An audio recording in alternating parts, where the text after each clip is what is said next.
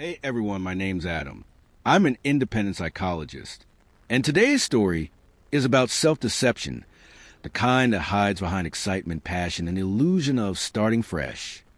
It's about a man who left a woman who truly loved him for someone who only reflected the part of himself he wanted to believe still existed. Let's listen to his story. We're still legally married, both 45, 20 years together.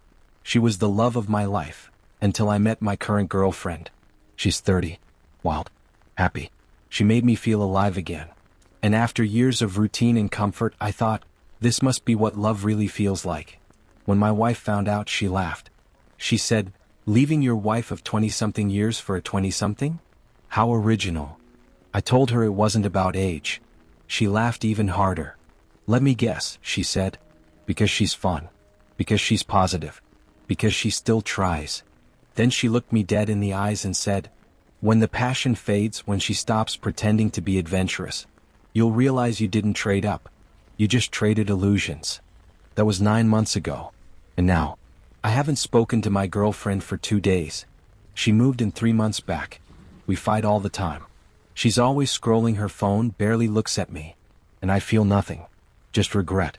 I think about my wife every day, about how she knew, how she warned me. And I hate myself for proving her right. The worst part? I told my girlfriend that I'll never love her like I loved my wife. I don't even know why I said it. Maybe because she called my ex old and bitter.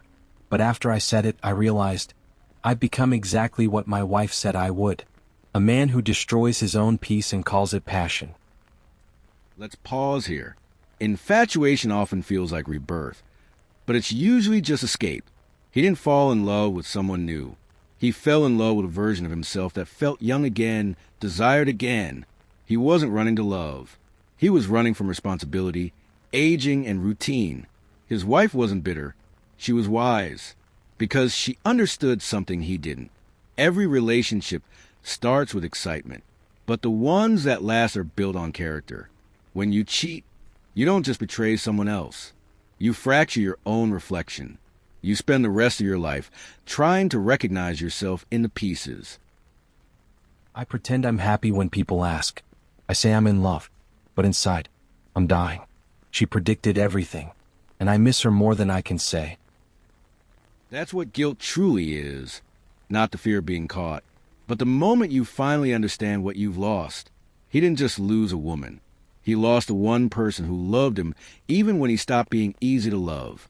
Sometimes what we call midlife passion is just a panic of realizing we ran out of chances to grow up.